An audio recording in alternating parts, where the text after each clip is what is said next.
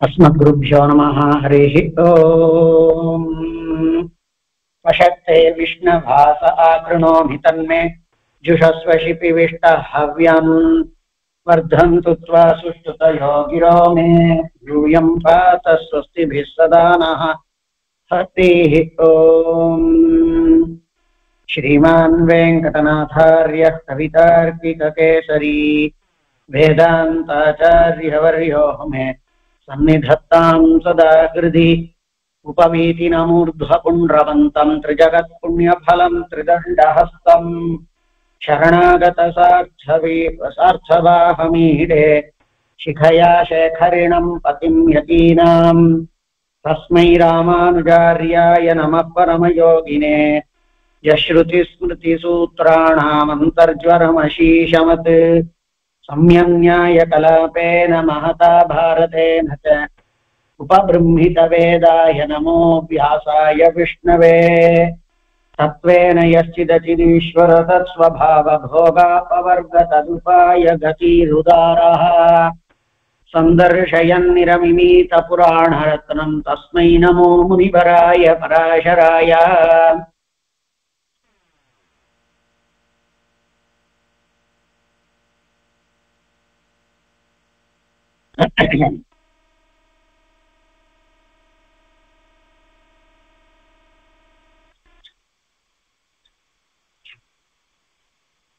எம்பெருமான் அனுகிரகத்தினால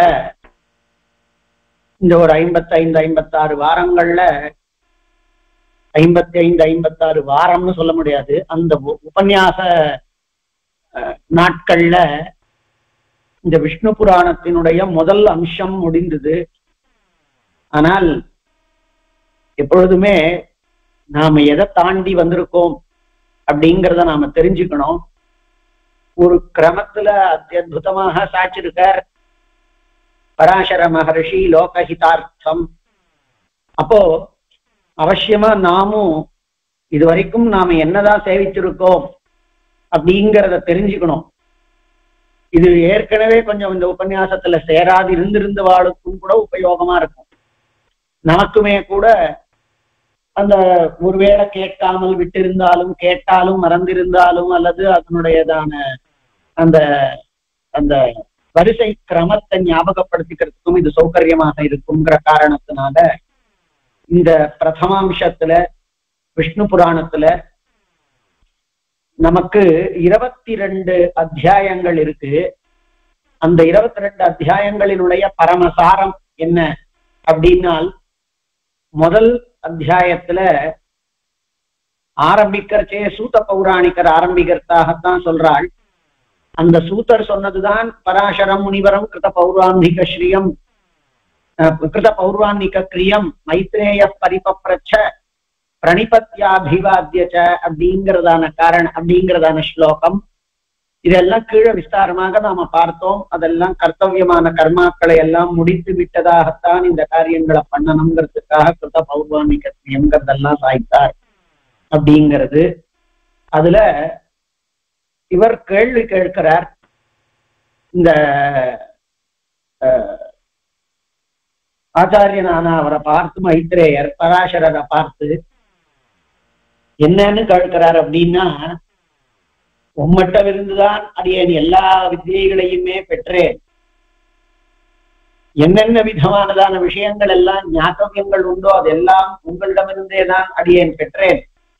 அதனால மகர்ஷியே, இந்த ஜகத்து எப்படி தோன்றியது? யதா ஜகத்து பபூவ பூயஸ்ட யதா மகாபாக பவிஷ்யதிங்கிறதாக ஆரம்பிச்சு ஒரு 7-8 ஸ்லோகங்கள்ல கேள்விகளை கேட்கிறார்.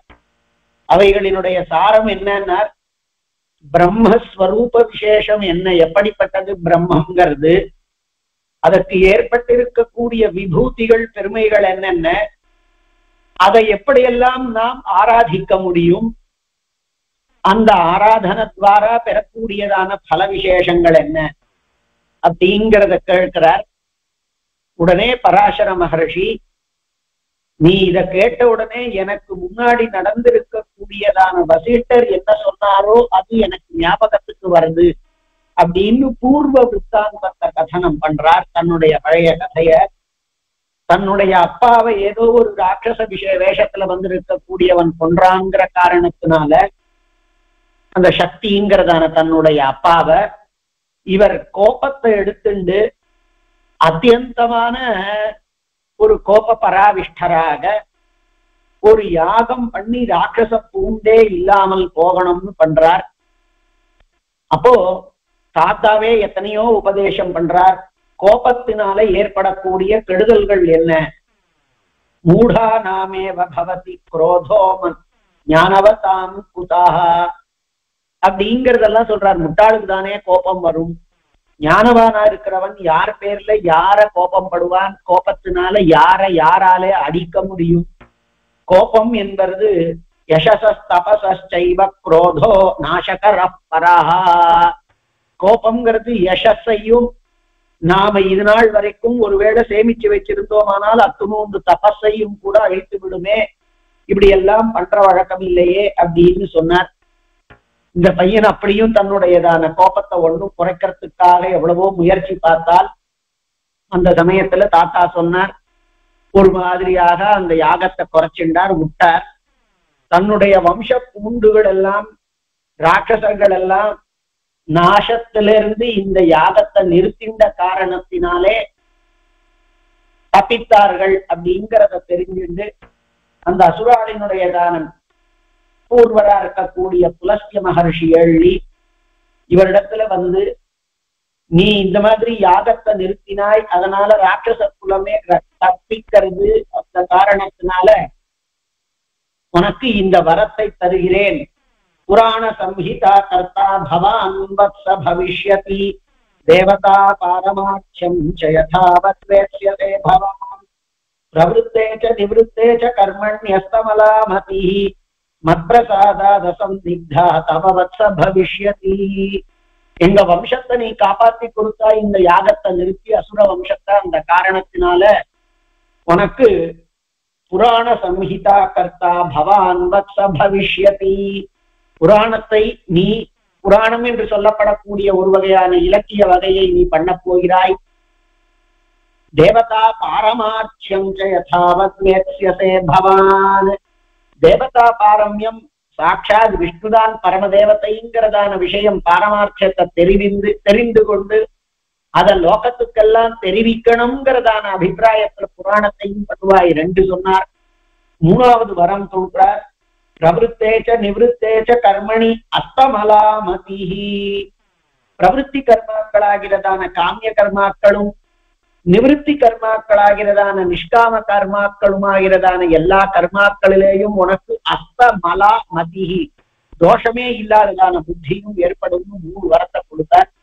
பரமாத்மாவை தெரிந்து கொள்ளுவாய், அதை பிரவர்த்தனம் பண்ணக்கூடியதாக ஒரு புராணங்கிறதான ஒரு புதுவகை இலக்கியத்தை அமைக்கப் போகின்றாய்.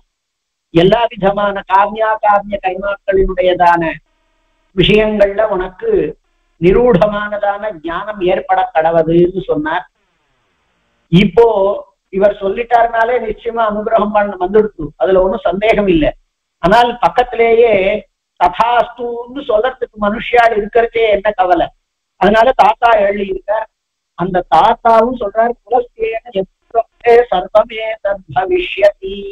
புலஸ்திய மகர்ஷி உனக்கு என்ன காண்பித்தாரோ அது எல்லாமே உனக்கு அப்படியே நடக்க கடவுள் ஏற்படக்கூடியதுன்னு இவரும் அதை அனுமோதனம் பண்ணார். அதனால தனக்கு இந்த ஞானம் ஏற்பட்டதாக காண்பித்தார். காண்பித்து பெருமாளினுடையதான விஷயத்துல 2 ஸ்லோகத்தையும் பரமாத்மாவாக இருக்கக்கூடியவன் எம்பெருமான் தான்ங்கிறதாக சொல்லி அந்த அம்சத்தை முடித்தார். விஷ்ணோ சகாஷாதுத்பூதம் ஜகத் தத்ரைவ ஸ்திதம் ஸ்திதி சம்யம கர்த்தாசௌ ஜகதோஸ்ய ஜகச்சசஹா அப்படிங்கிறதாக இந்த பிரசித்தமானதான இந்த ஸ்லோகத்தையும் காண்பித்து விஷ்ணுதான் எல்லாம்ங்கிறதாக காண்பித்து முதல் அத்தியாயத்தை முடித்தார். 2வது அத்தியாயம் வாஸ்தவத்துல இப்பொழுதுதான் கிரந்தம் ஆரம்பிக்கிறது. அதனால மங்களாத்மகம் போலே அவிகாராய சுத்தாய நித்யாய பரமாத்மனே சதைக ரூபரூபாய விஷ்ணவே சர்வஜிஷ்ணவே அப்படின்னு சகல வேதாந்தார்த்தங்களும் கடிதமா இருக்கக்கூடியதான அந்த 2வது அத்தியாயத்துல பெருமாளினுடையதான வைபவ வர்ணனம் பண்ணி பிரளயம் ஏற்படுறதுங்கிறத காண்பித்து அந்த பிரளயத்துக்கு அப்புறமா தத்துவங்கள், பல வகைப்பட்டதான தத்துவங்கள், அண்ட சிருஷ்டி, பிரம்மாதி சிருஷ்டிகளை காண்பிக்கிறார். இது பிரளயாதனந்தரம் சிருஷ்டி ஏற்படக்கூடியது அப்படிங்கிறது 2வது அத்தியாயத்துல காண்பிக்கப்பட்டது. 3வது அத்தியாயத்துல பிரம்மம் ஸ்வதஹா எந்த விதமானதான அதாவது தோஷாதி குணங்கள் எல்லாம் ரஹிதமாக இருந்தாலும் கூட சகல விதமான கல்யாண குண பூயிஷ்டமாக விளங்கக்கூடியது அந்த பிரம்மம். அந்த பிரம்மந்தான் ஜகத்துக்கு சிரஷ்டாவாக இருக்கிறது. அது ஜகத்தை சர்ஜனம் பண்ணறதுங்கிறது பொருத்தமாகத்தான் இருக்கும் அப்படிங்கிறத சொல்லி கால பரிமாணத்தை காண்பிக்கின்றார். அந்த கால பரிமாணம்ங்கிறது நம்மளால ஒரு சங்கியாவாக எல்லாம் சொல்லி மாளாது. ஆனாலும் அவர் ஒரு சின்ன வாய்ப்பாடு ஒன்று தரார். 15 காஷ்டைகள் அப்படிங்கிறது ஒரு நிமேஷம், 30 காஷ்டைகள் அப்படிங்கிறது ஒரு கலா, 30 கலைகள் அப்படிங்கிறது ஒரு முகூர்த்தம், 30 முகூர்த்தங்கள் ஒரு பகல், இன்னொரு 30 முகூர்த்தம் இரவு, ஆக 60 முகூர்த்தங்கள். அதுதான் 60 நாழின்னு நாம சொல்றோம். இந்த மாதிரி 30 இரவும் பகலுமாக சேர்ந்த நாட்கள் ஒரு மாசம். அந்த மாதிரி ஒரு மாசத்துல 2 பட்சங்கள் உள்ளது, கிருஷ்ண சுக்ல பட்சங்கள். அந்த மாதிரி 12 மாசங்களை கொண்டிருக்கக்கூடியது 2 அயனங்களாக தட்சிணாயனம் உத்தராயணம் பிரிக்கப்பட்டிருக்கக்கூடியதான ஒரு வருஷம். தட்சிணாயனம் அப்படிங்கிறது தேவர்களுக்கானதான இரவு காலம், உத்தராயணம் அப்படிங்கிறது தேவர்களுக்கான பகல் காலம். ஏனெனில் மனுஷாளினுடைய ஒரு வருஷம் தேவர்களுக்கு ஒரு நாள் அப்படிங்கிற காரணத்தினால இந்த மாதிரி ஒரு மனுஷ வருஷம் தேவர்களுக்கு ஒரு நாள். அப்போ அவளுக்கு ஒரு வருஷம் ஆகணுமானால் நமக்கு 365 நாட்கள் கொண்டதான ஒரு வருஷம் அவளுக்கு ஒரு நாள். அந்த காரணத்தினால அவளுக்கு ஏற்பட்டிருக்கக்கூடிய கணக்குல தேவர்களுக்கு ஏற்பட்டிருக்க ஒரு வருஷ கணக்கு எடுத்துட்டோமானால் அந்த வருஷ கணக்குல திவ்ய வருஷங்கள்னு அதுக்கு பெயர். அந்த வருஷ கணக்குல 12,000 திவ்ய வருஷங்கள் ஒரு சதுர்யுகம், 4 யுகமும் சேர்ந்தது ஒரு சதுர்யுகம் அப்படிங்கிறது. 12,000 தேவ வருஷங்கள் அப்படிங்கிறது. இந்த 12,000 தேவ வருஷங்கள்ல 4 யுகமும் இருக்கு அப்படின்னு சொன்னால் அதுக்கு கணக்கை காண்பிக்கிறாள். அதாவது 4,000 திவ்ய வருஷம் கிருதயுகத்துல, 3,000 திவ்ய வருஷம் திரேதா யுகத்துல, 2,000 திவ்ய வருஷங்கள் காலம் துவாபர யுகம், 1,000 வருஷ யுகம் காலம் தேவ வருஷமாக இருந்ததுன்னா அது கலியுகம். 4 3 7 2 9 1 10. நம்ம 12,000ன்னு சொன்னோம். 10,000 வருஷங்கள் இந்த காலங்கள். ஆனால்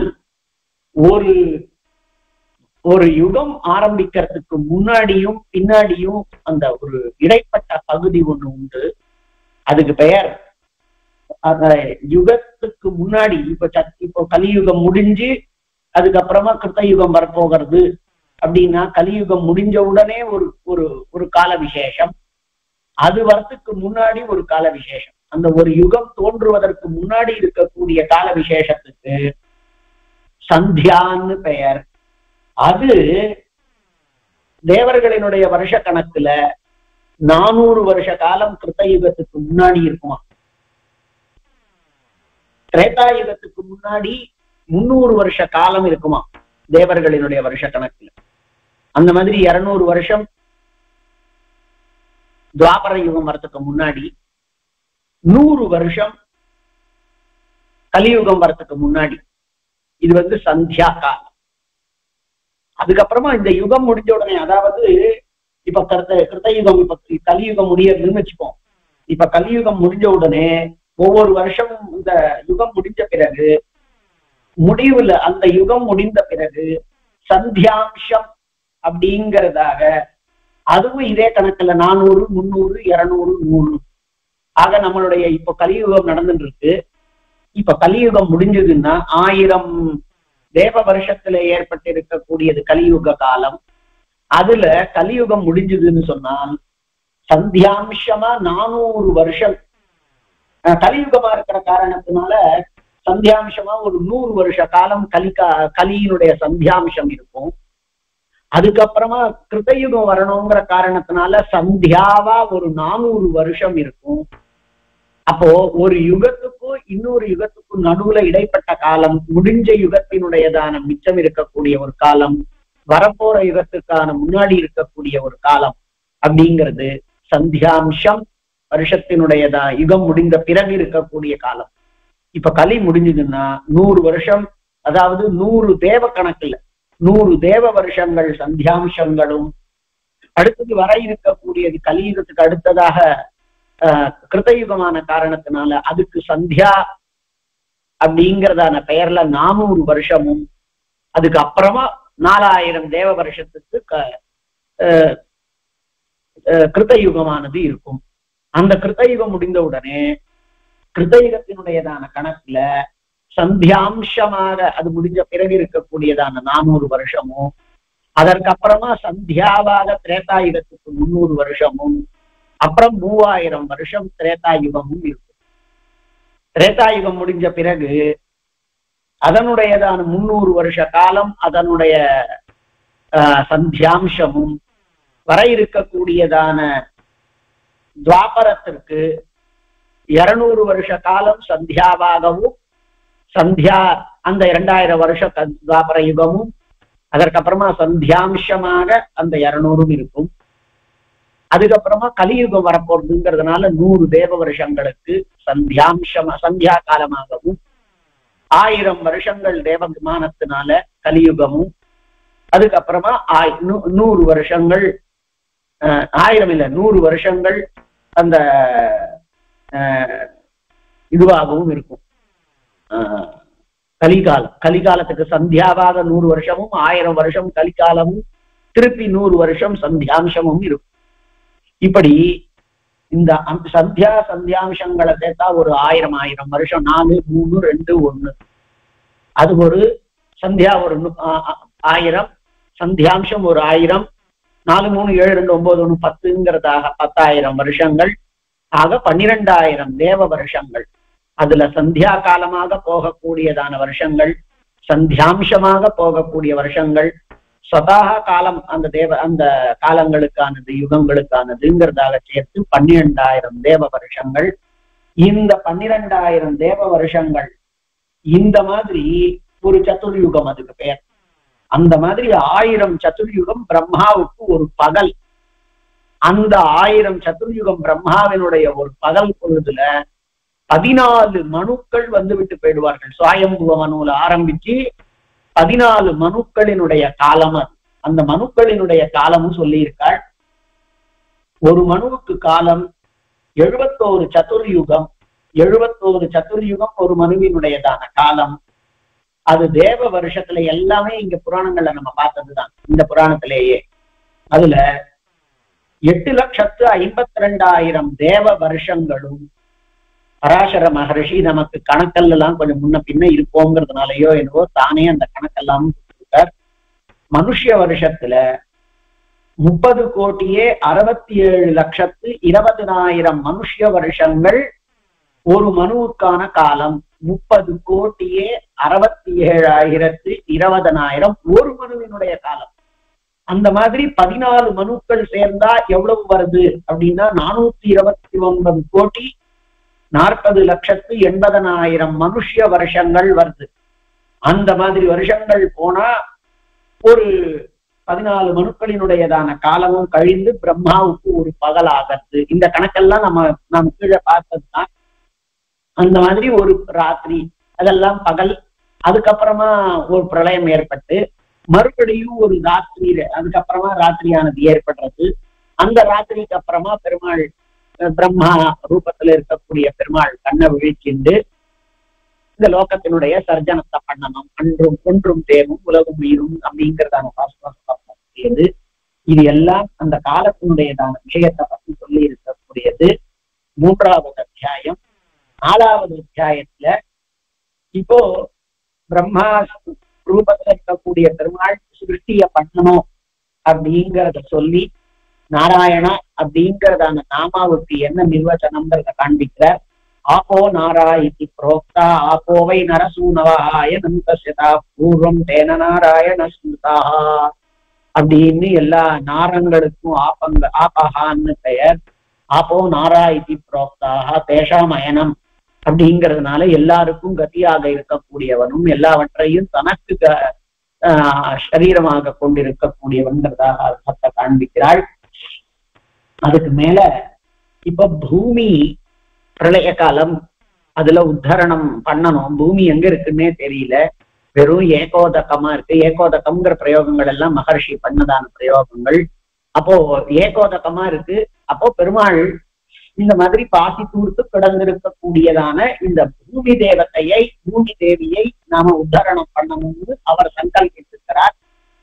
அப்போ பூமி தேவிக்கும் அந்த சமயத்துல தனக்காக பெருமாள் ஒரு அவதாரம் எடுக்கணும்னு நினைத்து கொண்டிருக்கிறான். அதுக்காக அவன் ஜலத்துக்குள்ளே ஒரு பெரிய அங்கதான் மகாவராக தபத்மலோச்சனாக அப்படிங்கிறதாக ஒரு ஸ்லோகமும் வருது, நாம் அடிக்கடி சொல்லக்கூடியது. அப்போ பூமி தேவி அவனை ஸ்தோத்திரம் பண்றாள். இதுதான் முதல்ல இருக்கக்கூடியதான ஒரு ஸ்தோத்திரம். ஒரு 5-6 ஸ்தோத்திரங்கள் இருக்கு, அதுல நோட் பண்ணி கூட வச்சுக்கோங்க. பூகிருத்தமான வராக ஸ்துதி இது. அது ஒரு 10-15 ஸ்தோத்திரங்கள் ஸ்லோகங்கள்ல இருக்கு. பூமி கிருத்தமான வராக ஸ்துதி. உடனே பராசர இது பெருமாளினுடையதான அவதாரத்தை பராசர மகர்ஷி வர்ணிக்கிறார். அப்பதான் சமுட்சிப்ய தராம் ஸ்வதம்ஷ்ட்ரயா மகாவராக ஸ்புட பத்மலோச்சனா அப்படின்னு மகாவராக ஸ்புட பத்மலோச்சனாங்கிறது அந்த பூமிய அவன் தூக்கிண்டு வரும் பொழுது எப்படி இருந்தான். சமுச்சிதோ நீல இவாச்சலோ மகான், அவ்வளவு நீல வராகமாக அந்த நீல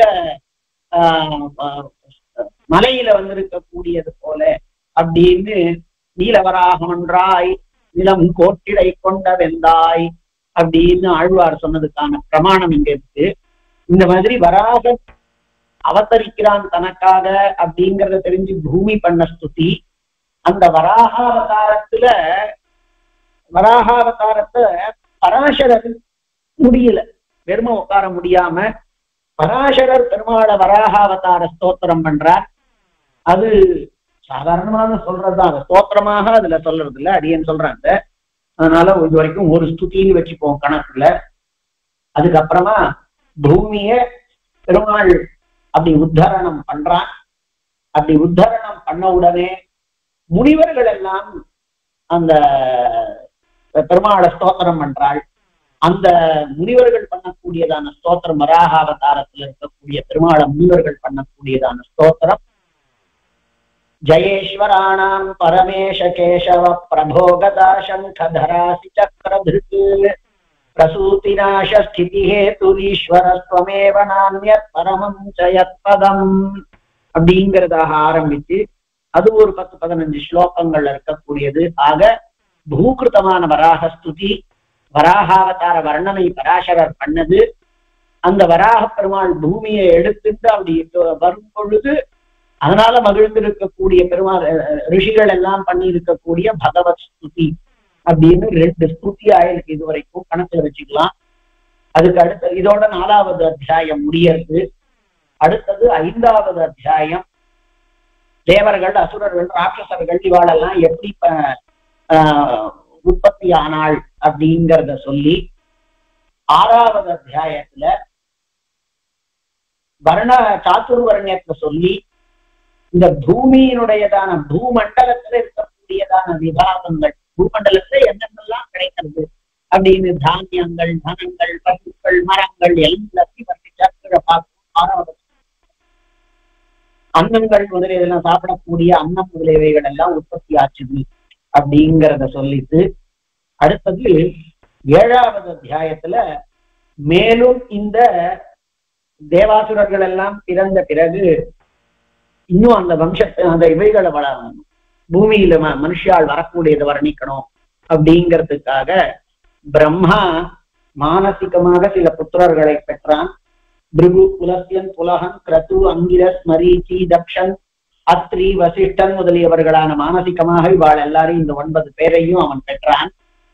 அந்த 9 பேருக்குமாக ஏற்பட்டிருக்கக்கூடியதான வம்ச விஸ்தரத்தை சொல்லறது, எல்லாத்தையும் சொல்லறது. அதாவது உங்க ஞாபகத்துக்காக அடைய நோடுமானால் சொல்றேன், எல்லாத்தையும் அடைய நோட் பண்ணி தான் வச்சிருக்கேன். சுருக்கமா சொல்லணும். அன்னைக்கே ஒரு வாட்டி நீங்க இந்த லிஸ்ட் வேணா டேபிள் வேணா குடும்பம்னு யாரோ கேட்டா அது டேபிளா அடியனுக்கு தான் அது புரியும். இங்க இருக்கிறது ஒண்ணுமே புரியாது அடியன் போட்டு வச்சிருக்கிறது. ஆனால் அது ஸ்லோகத்தோட கூட அடியன் போட்டு வச்சிருக்கிறது. என்னன்னா ஒரு ஸ்லோகத்துல 5ல 5வது ஸ்லோகம் பிரம்மாவானவன் பிருகும் புலஸ்யம் புலாகம் கிரதுமங்கிரசம் ததா மரீச்சிம் தக்ஷமத்ரிம் ச வசிஷ்டம் சைவ மானசாம் நவ பிரம்மாண இத்யேதே புராணே நிச்சயம் கதாக. நவ பிரம்மாக்கள், பிரம்மாவினுடைய மனசுல இருந்து வந்திருக்கக்கூடியதான 9 குமாரர்கள் அப்படின்னு அவர்களை எல்லாம் பண்ணார். அவர்களெல்லாம் சாத்தியாதி குழந்தைகள் கல்யாணம் பண்ணிட்டார்கள். அந்த சாத்திகள் எல்லாம் யாருன்னு வரப்போகுது, பின்னாடியே வரப்போகுது. அதுல பிரம்மா சனக சனந்தனாதிகளை எல்லாம் கூட உற்பத்தி பண்ணியிருந்தான். ஆனால் அந்த சனக சனந்தன சனத்குமார சனத்சுஜாதன்கிறதான 4 குமாராலும் கருவிலே திருவை பெற்றவர்களான காரணத்தினால சனந்தனாதயோ ஏச்ச பூர்வ சிருஷ்டாஸ்து வேதசா நதே லோகேஷ்வ சஜ்ஜந்த நிரபேக்ஷா பிரஜா பிரதி. அவளெல்லாம் பகவத் விஷயத்திலேயே ஊரிய மனஸ்காடா இருந்த காரணத்தினால அவளுக்கு இந்த லோக சர்ஜனத்தை பண்ணறதுலயோ அந்த விஷயத்திலேயோ அவளை பொறுத்த வரைக்கும் அது லௌகிக காரியம். அதுல அவளுக்கு மனசே சேரல. அதனால சனக சனந்தனாதிகளாகிறதான 4 குமாராளை பெற்றெடுத்ததான பிரம்மா அவளால இந்த லோகத்தை பெரியதாக்குதல் விஸ்தாரணம் பண்ணுதல்ங்கிறது நடக்கல அப்படிங்கிறத தெரிஞ்சுன்னு கொஞ்சம் கோபமே பட்டானாம். பிரம்மணோ பூர்மஹான் குரோத திரைலோக்கியதஹ நக்ஷமா தஸ்ய குரோதா சமுத்தூத ஜ்வாலாமாலாபிதீபிதம் பிரம்மணோ பூத்ததா சர்வம் திரைலோக்கியமகிலம் முனே பிருகுட்டி குட்டிலா தஸ்ய லலாட்டா குரோததீபிதா சமுத்பன்னஸ்ததா ருத்ரோ மத்தியமான்னார்க்கச பிரபாஹா. அப்படி அவர் கோபப்பட்ட பொழுது அவருடையதான உருவம் நெரித்தலில் இருந்து ஏற்பட்டதான பகல் வேளை வெயிலை போன்றதான உக்ரமான கோபத்தை கொண்டிருக்கக்கூடிய ருத்ரன் என்பது அவதரித்தான் அப்படின்னர். இது 10, 11, 12 ஸ்லோகங்கள்ல. ஆக சனத்குமாராளால எந்த விதமான தான் நினைக்கக்கூடியதான லோக விஸ்தரணம் பண்ணறதுக்கு அவள் எதுவும் பரியுமாக இல்லை அப்படிங்கிற காரணத்தினால ஏற்பட்ட கோபத்தினால ஏற்பட்டவன் ருத்ரன். அவனும் அர்த்தநாரீஸ்வரனாக இருந்தான் அப்படின்னு பிறகு மறுபடியும் தன்னுடைய உடம்புல இருந்து ஒரு புருஷாகாரமாக ஒரு சுவாயம்புவன்கிறதான மனு ஒருத்தனை உற்பத்தி பண்ணான். தன்னுடையதான உடம்புல இருந்த ஒரு ஸ்திரீயை உற்பத்தி பண்ணி அவளுக்கு சதரூபா அப்படின்னு பெயர் வைத்தான்.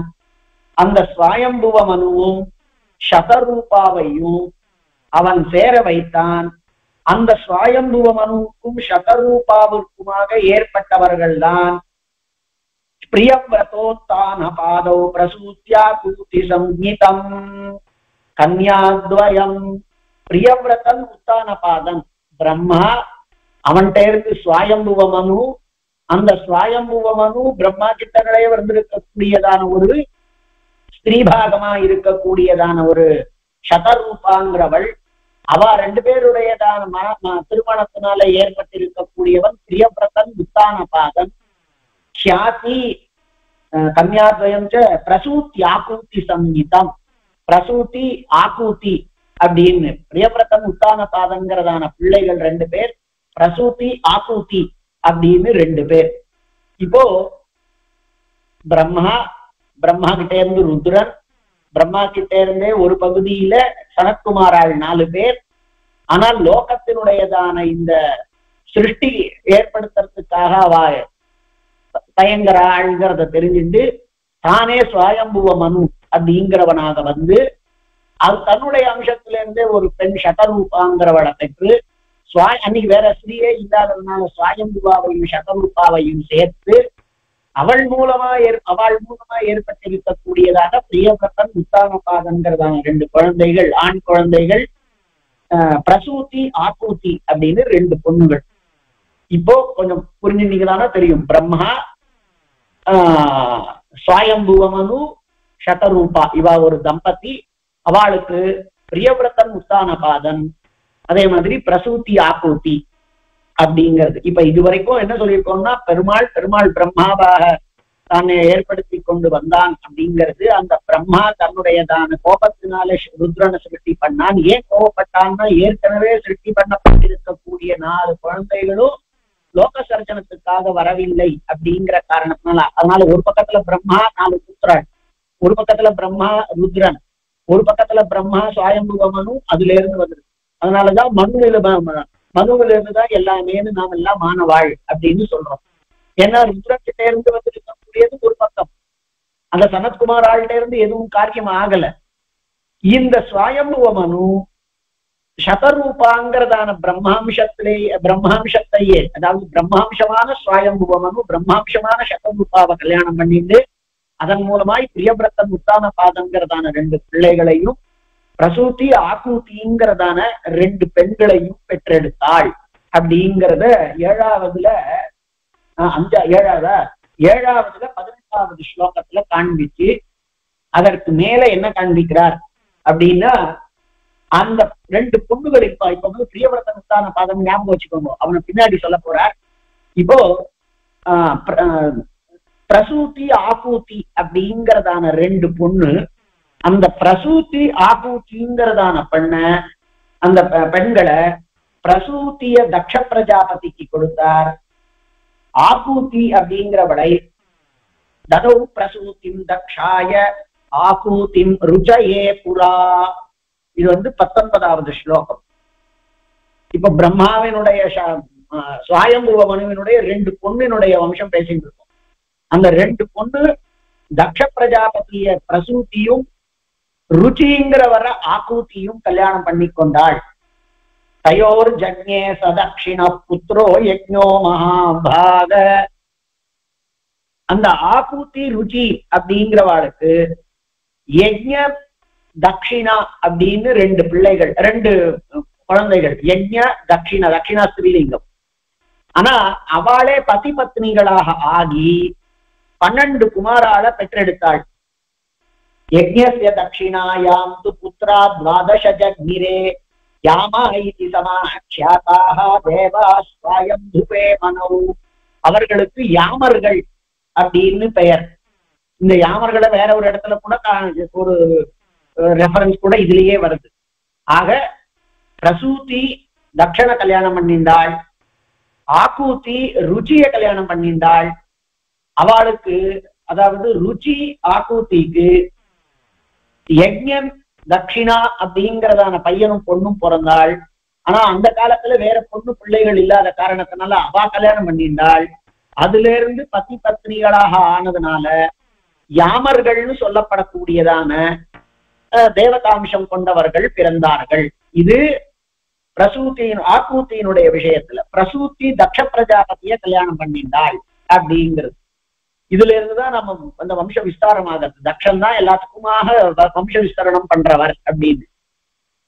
அந்த தக்ஷ பிரஜாபதிக்கு 24 பொண்ணு பிரசூதி கிட்ட இருந்து பிறந்தாள். இது 22, 23வது ஸ்லோகத்துல இருக்கு. 24 குழந்தைகள் பெற்றாள் அவ. அந்த தக்ஷனும் பிரசூதியும் 24 பொண்ணு. அந்த 24ல 13 பேர் ஸ்ரத்தா லக்ஷ்மீர் திருதிஸ்துஷ்டிர் மேதா புஷ்டிஸ்ததா கிரியா புத்திர்லஜ்ஜா வபுஷ்யாந்தி சித்திர் கீர்த்திஸ்த்ரயோதசி பத்னியர்த்தம் பிரதிஜக்ராஹ தர்மோ தாட்சாயணி பிரபு.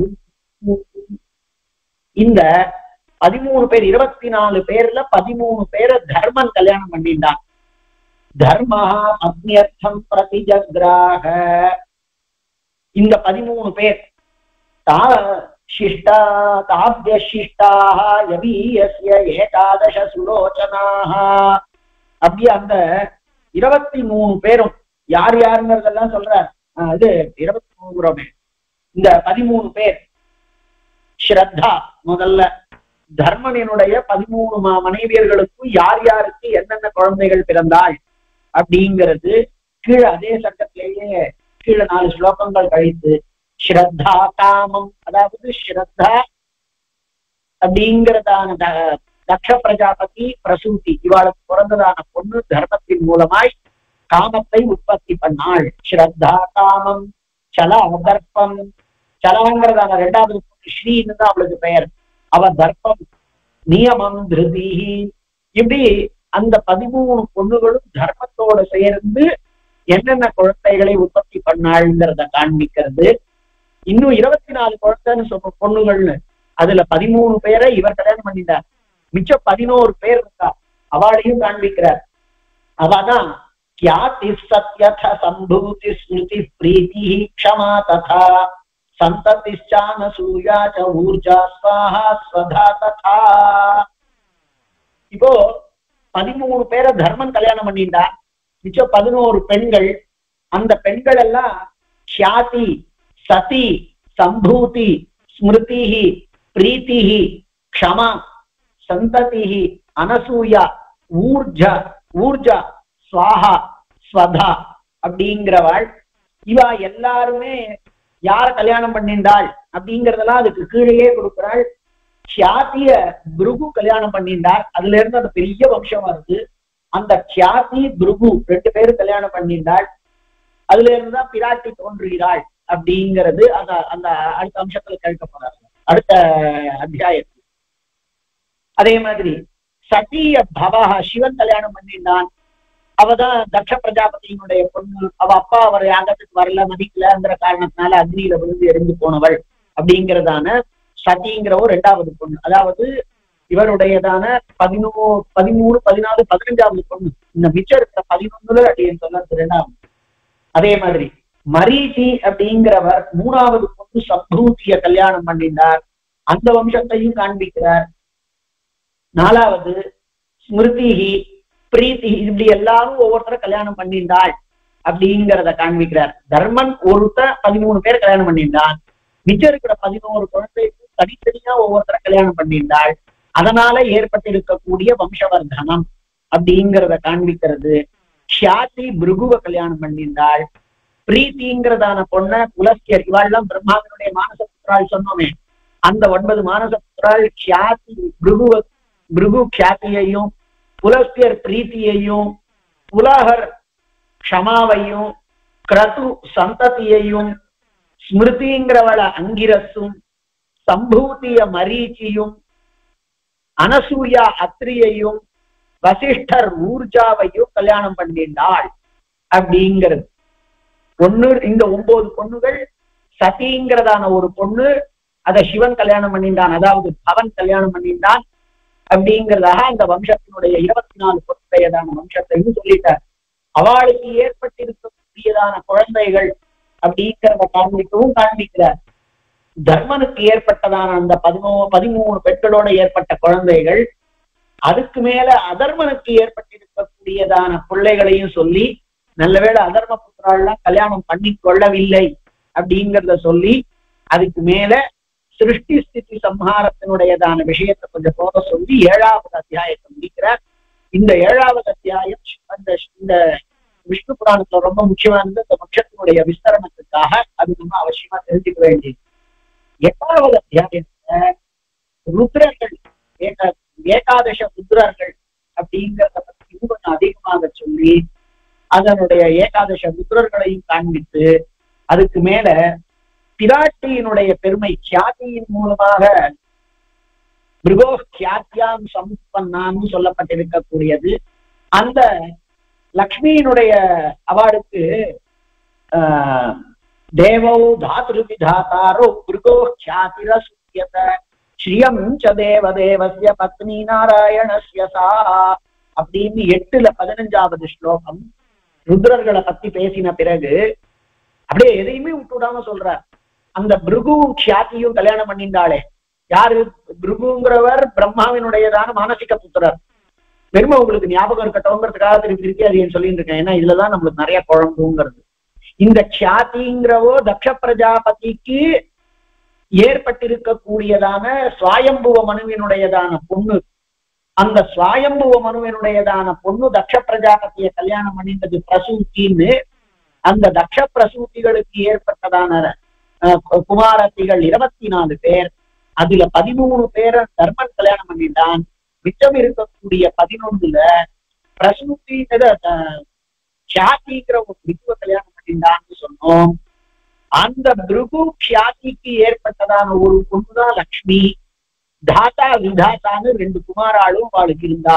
தாத்தா விதாத்தா அப்படிங்கிறதான 2 குமாராள் ஸ்ரீ லக்ஷ்மிங்கிறவோ.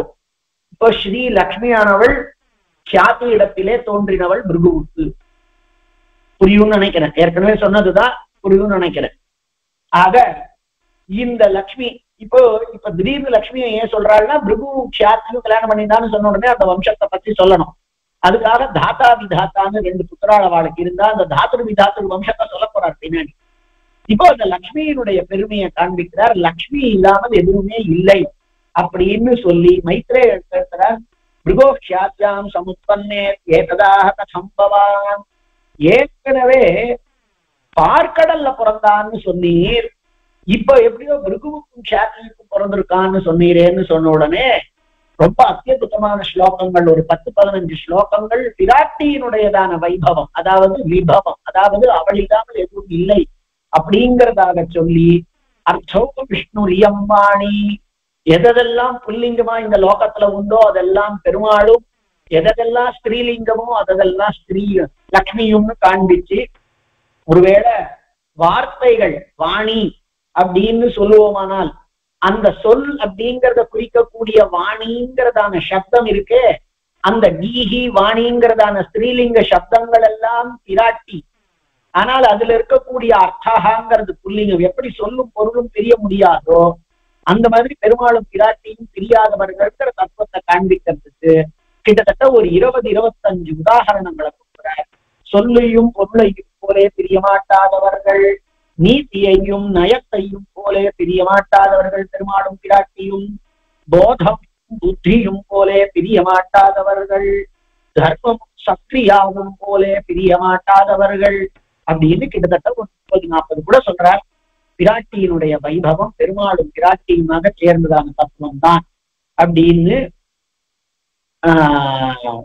இந்த விஷயங்களை காண்பிக்கிறார் சுவாமி தேசிகனும். இதெல்லாம் பெருமாளும் பிராட்டியும் பிரிக்க மாட்டாத தத்துவங்கள் அப்படிங்கறதெல்லாம் தன்னுடைய கிரந்தங்கள்ல காண்பித்திருக்கக்கூடியதெல்லாம் நாம கவனிச்சிருக்கோம். திருவுரையாய் நின்றார் வந்தார் அப்படின்ட்டு, திருவுரையாய் தாம்பொருளாய் நிற்பார் வந்தார் அப்படின்னு அந்த திருச்சின்னமாலை பாசுரத்துல காண்பிக்கிறார். திருவுரையாய் தாம் பொருளாய் அப்படிங்கிறது இந்த விஷ்ணு புராணத்தினுடையதான இந்த இடத்தினுடையதான தாக்கம் தான் அது. ஆக பிராட்டியா எல்லாம் அப்படிங்கிறத பெருமாளும் பிராட்டியும் பிரிக்க மாட்டாததான தத்துவம் அப்படின்னு சொல்லி, தேவதிரியங் மனுஷ்யேஷு புன்னாமா பகவான் ஹரிஹி ஸ்ரீநாம் ஸ்ரீஷ்ட வித்யேயா நானயோர் வித்யதே பரம். ஆணு தன்மையா என்னென்ன உண்டோ அதெல்லாம் பெருமாள், பெண் தன்மையா இந்த லோகத்துல என்னென்னலாம் உண்டோ அதெல்லாம் பிராட்டி, இவா 2 பேரை தவிர எதுவுமே கிடையாதுன்னு சொல்லி அந்த 8வது அத்தியாயத்தை முடிக்கிறார். 9வது அத்தியாயம். இந்த 9வது அத்தியாயத்துல நீ கேட்டையே பிராட்டி எப்படி பிறந்தாள், சமுத்திரத்துல பிறந்தவள், இங்க பிருகுவினுடைய வம்சத்துல வந்திருக்கக்கூடியவள், இங்க ஒரு இடத்துல பார்க்கடல்ல வந்தாள்னு எப்படி வந்தாள், ஏன் வந்தாள் நான் சொல்றேன் அப்படின்னு அவரே அந்த புத்தியோட கூட அவருக்கு 9வது அத்தியாயத்துல துர்வாசனுக்கு சாபத்தினால இந்திரனுக்கு எல்லா விதமான செல்வங்களும் போயிடுத்துங்கிறதாக சொல்லி, நஷ்டஸ்ரீகனா இருக்கக்கூடியதான இந்திரனுடையதான கஷ்டமான நிலையை காண்பித்து, அப்ப லோகங்கள் எல்லாம் எப்படி இருந்ததுங்கிறத சொல்லி, அப்ப பிரம்மாதி தேவதைகள் எல்லாம் பெருமாள் ஸ்தோத்திரம் பண்றாள். அப்ப 2வது ஸ்தோத்திரம் பிரம்மாதி தேவகிருதா பகவத் ஸ்துதி. பிரம்மன் தேவதைகள் எல்லாருமா பண்ணி இருக்கக்கூடியதான பெருமாளினுடைய ஸ்துதி அங்க இருக்கு. அந்த ஸ்துதியினுடையதான முடிவுல சமுத்திரத்தை நாம மசனம் பண்ணலாம் அப்படின்னு இவா எல்லாருமாக சேர்ந்து பண்ண, அதிலிருந்து பெண்ணமுதாய் பெருமாளுக்கு அனுபவம் பண்ணுவத, பெருமாளை அனுபவிக்கிறதுக்காகவும் பெருமாள் அனுபவிக்கிறதுக்காகவும் எழுந்தருளினாள். நேர பஷ்யதாம் தேவதே சர்வதேவானாம் ஜெயம் பக்ஷஸ்தலம் ஹரே அப்படிங்கிறதான வாக்கியம் இங்கதான் இருக்கு. எல்லாரும் பார்த்துட்டே இருக்கிறச்சேயே பெருமாளினுடையதான இதை போய் அடைந்தாள் அப்படிங்கிறதையும், அந்த பார்க்கடலை கடைந்த பொழுது எழுந்த வஸ்துக்கள் யார் யார்கிட்டெல்லாம் போய் சேர்ந்துச்சு அப்படிங்கிறத எல்லாம் காண்பித்து அத்தனை பேரும் போய் பார்த்திருக்கிறதையே பெருமாளை போய் அடைந்தாள் அப்படிங்கிறத சொன்னார். உடனே இந்திரன் பிராட்டிய ஸ்தோத்திரம் பண்றான். அந்த பிராட்டி ஆவிர்பாவமான காரணத்தினாலேயே அவனுக்கு நஷ்டஸ்ரீயான தன்மை போய் எல்லா செல்வமும் வந்தது. அப்போ ரொம்ப பிரசித்தமானதான இந்த ஸ்தோத்திரம். இப்போ மூணாவது இந்திரகிருத்தமானதான ஸ்ரீஸ்துதி அப்படிங்கிறது மூணாவது கூட இல்ல, நாலாவது. அங்கே ரிஷிகள் வராகன 2 வாட்டி ஸ்தோத்திரம் பண்ணிட்டாள். சமுத்திர மதன வேளையில இவா ஸ்தோத்திரம் பண்றது, அதுக்கப்புறமா இந்திரன் ஸ்தோத்திரம் பண்றதுங்கிறதான 4வது ஸ்துதி. இப்ப 4 ஸ்துதி ஆச்சு. ரொம்ப அத்தியுதமானதான ரொம்பவும் பலதமானதான அந்த ஸ்தோத்திரம். அதுக்கப்புறமா 10வது அத்தியாயத்துக்கு வர. அதனால இப்படி பிருகுவுக்கும் க்ஷாதிக்கும் பிறக்கிறாள். ஆனால் அவள் பார்க்கடலையும் பிறந்தவள் தான். ஏன்னா எந்த ஆணா இருந்தாலும் அது பெருமாள், எந்த பொண்ணா இருந்தாலும் அது பிராட்டி தாங்கிறத காண்பித்து 10வது அத்தியாயத்துக்கு வந்த பிருகு அக்னிஸ்வாத்தாதிகள் இவர்களினுடையதான வம்சத்தை காண்பிக்கிறார். பிருகுவுக்கு க்ஷாதிங்கிறதான ஒரு பொண்ணு இருந்தாள் அப்படிங்கிறத சொன்னோம். அந்த 10வது அத்தியாயம் சுவாயம்புவ மனுவுக்கு அவர் நமக்கு ஞாபகப்படுத்தி காமிக்கணும்னு பராசரரே காண்பிக்கிறார்.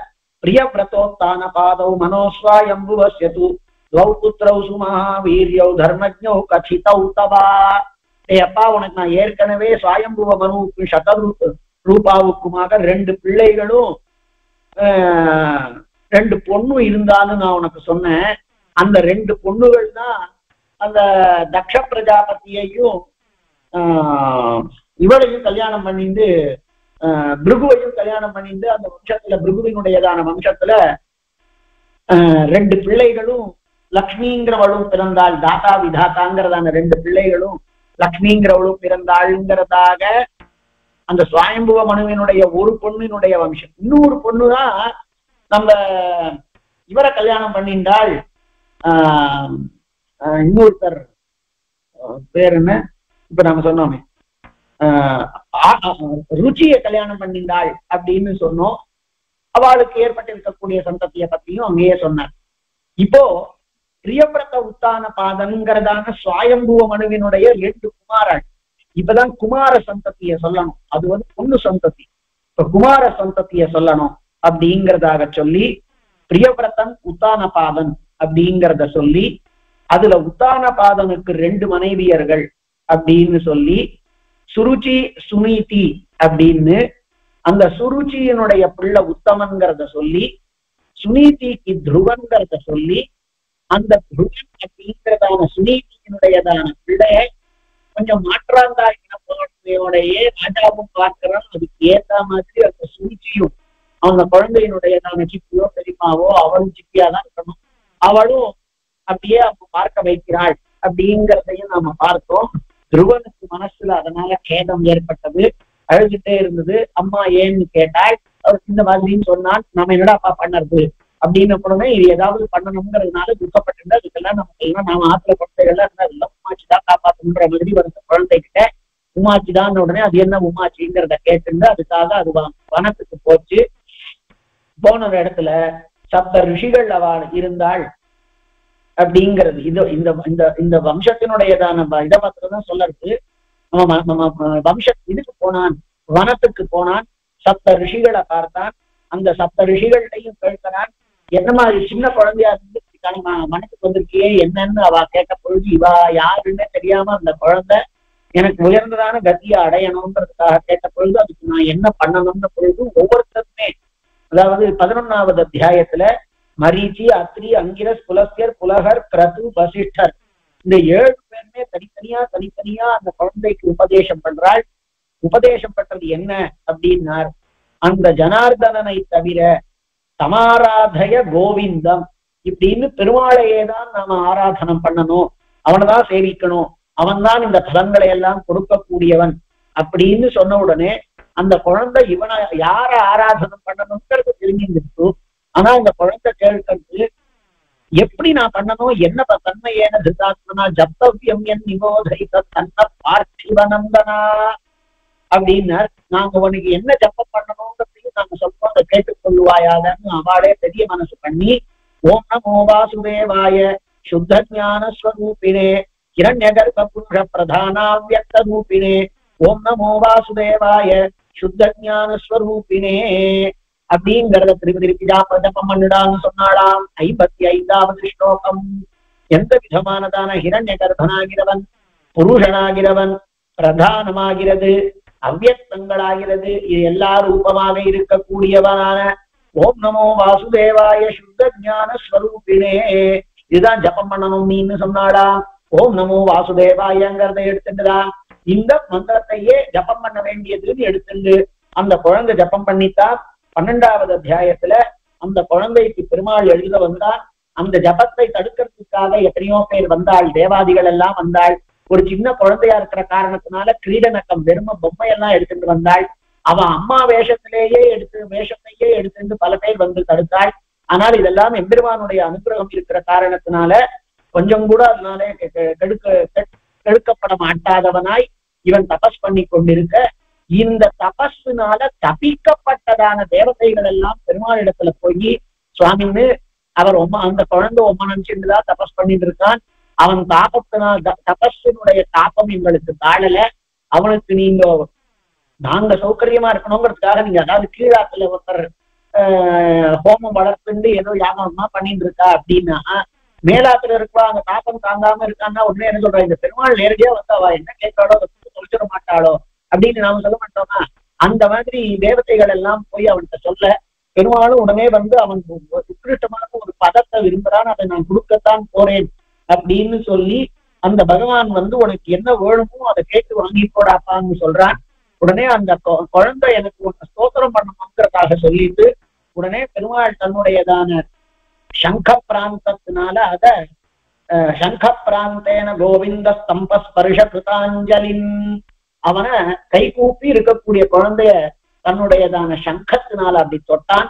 உடனே அதுக்கு நல்ல ஞானம் வந்து மிளிர்ந்த ஞானம் வந்து அது பேச ஆரம்பிக்கிறது. துருவன் பூமிராப்போ நலோ வாயு அப்படின்னு ஆரம்பித்து 12வது அத்தியாயத்துல 51வது ஸ்லோகத்தில இருந்து ஆரம்பித்து வேதாந்தார்த்தங்களை எல்லாம் கொண்டிருக்கக்கூடியதான கிட்டத்தட்ட ஒரு 15-20 ஸ்லோகத்தை உள்ளடக்கியதான ஸ்தோத்திரத்தை பண்ணிட்டு துருவகிருத்தமானதான பகவத் ஸ்துதி அப்படிங்கிறது இது 5வது ஸ்தோத்திரம்னு கணக்குல வச்சுக்கலாம். துருவகிருத்தமானதான பகவத் ஸ்துதி வந்தது. உடனே பெருமாள் இதெல்லாம் கேட்ட இருந்தாலும் உனக்கு நான் அனுகிரகம் பண்ணணும்னு இருக்கிறேன், வேற என்ன வேணும்னு கேட்டுக்கோன்னார். உடனே எனக்கு வந்து உத்கிருஷ்டமானதான ஒரு பதம் வேணும்னு சொன்னார் பெருமாள். அதுக்கு என்னடா உனக்கு பெருமாள்கிட்ட போய் அவனுக்கு கொள்ள குறைவில்லை, உனக்கு என்னடா அவ்வளவுதானே வேணும் அப்படின்னு சொல்லி அந்த பதத்தை மாத்திரம் கொடுத்ததாக அந்த குழந்தைக்கு அந்த பதத்தை மாத்திரம் கொடுத்ததாக இல்லாமல் 93வது ஸ்லோகத்துல காண்பிக்கிறார்.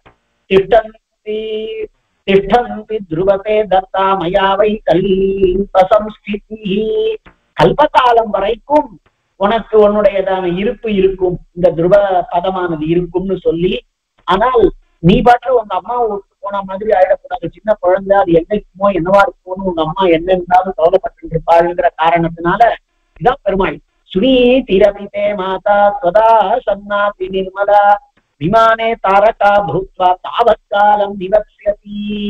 நீ இருக்கிற பர்யந்தம் ஒரு விமானத்திலே அந்த உங்க அம்மாவானவள் நட்சத்திரமாக இருந்து கொண்டு ஒளிவாள். பிறகு கல்பாந்த காலத்துல நான் உன்னை வந்து உன்னுடையதான இதுவும் இருக்கும், பிரதிசம்ஹரணமும் இருக்கும் அப்படின்னா அதுக்கப்புறம் அப்போ ஒரு உத்கிருஷ்டமான பையன் இருந்தாளானால் அந்த வம்சமே உயர்த்து போகிறதுங்கிறதுக்கு துருவன தபஸ் பண்ணி இந்த தபஸ் பண்ணதான துருவனுக்கு துருவ பதவி மாத்திரம் இல்லாமல் அந்த மாதிரி ஒரு பையனை பெற்றெடுத்ததான திருவையுடைய ஆளுங்கிற காரணத்தினால அவளும் அவனுக்கு பக்கத்துல ஒரு நட்சத்திரமா விமானத்துல இருப்பாளாம். திட்டம் விமானே தாரகா பூத்வா தாவத்காலம் நிவர்சியதி. பெருமாள் குழந்தைக்கு மாத்திரம் இல்லாமல் அவ அப்பாவுக்கும் அனுகிரகம் பண்ணான். ஏச்சத்வாம் மானவா பிராத்தஸ்வாயம் சுசமாஹிதாக கீர்த்தயிஷ்யந்தி தேஷாம் ச மஹத் புண்ணியம் பவிஷ்யத். அதுக்கு மேல நமக்காகவும் பெருமாள் சொல்றார், ஏ துருவா உன்னுடையதான ஸ்மரணை யாருக்கு ராத்திரி வேளையிலையும் பகல் வேளையிலேயும் சாயங்கால வேளைகளிலேயும் மனசு ஒன்று ஏற்படுறதோ அவ எல்லாருக்குமே கூட நல்ல மகத் புண்ணியம் பவிஷ்யத்தின்னு அந்த பையனுக்கு வரம் கொடுக்க வேண்டியது போக, அவனுக்கு தன்னுடைய சங்க பிராந்தத்தால கொட்டது போக, அவனுக்கு மகா ஞானத்தை ஏற்படுத்தி வேத வேதாந்தார்த்தங்களை எல்லாம் ஒரு 5 வயசு குழந்தையின் மூலமாக சொல்லக்கூடியதான ஒரு ஸ்தோத்திரத்தை வரவழைச்சது போக, அவன் கேட்டதான வரமாக இருக்கக்கூடியதான துருவ பதவி ஒன்ன கொடுத்து, தேவாதிகளுக்கு மேம்பட்டதான இடத்தை அவனுக்கு கொடுத்து, ஏன்னா தேவாதிகள் எல்லாம் மது பிரபுதிகளினுடைய காலம் தான் இருப்பா, அவன் ஒரு சதுர்யுகம் தான் இருப்பா. ஆனா இவன் கல்பகாலம் வரைக்கும் இருப்பான். அப்படி இவனுக்கு கல்பகாலம் வரைக்கும் இருக்கக்கூடியதை கொடுத்து, அதுக்கு மேல அவன் அம்மாவுக்கு ஒரு விமானத்தோட கூட ஒரு நட்சத்திர மண்டலத்தை கொடுத்து அவன் காலம் வரைக்கும் அவனை இருக்க வச்சு, அதை யாரெல்லாம் சொல்லிட்டு இருக்காளோ அவளுக்கும் எல்லா புண்ணியத்தையும் கொடுப்பேன்னு சொன்னான். இதை காட்டு நம்மளுக்கு என்ன பெரிய புண்ணியம் வேண்டும், நம்ம பெருமாள்கிட்ட ஒன்று கேட்டா இலவசமா 9 கொடுக்கக்கூடியவன் அப்படிங்கிறத நாம தெரிஞ்சுக்கலாம். அதோட கூட அந்த அத்தியாயத்தை முடித்து, அந்த அத்தியாயத்தினுடையதான பலன் என்ன, துருவாபாட்சியானத்தை சொல்றவா கேட்கிறவாளுக்கு ஏற்படக்கூடிய பலன் என்னன்னு முடித்தார். அதற்கு மேல அந்த துருவனினுடைய வம்சத்தை வளர்த்துட்டே வரார். துருவனுடையதான வம்சத்துல துருவன், சிஷ்டி, பவ்யன் அப்படிங்கிற மாதிரியான குழந்தைகள் எல்லாம் வந்த பொழுது அங்கன்னு ஒரு ராஜா இருந்தான். அந்த அங்கருக்கு சுனீதி அப்படின்னு ஒரு பொண்ணு கல்யாணம் பண்ணிட்டான். அவன் யாருன்னா மிருத்யுவினுடைய பொண்ணு.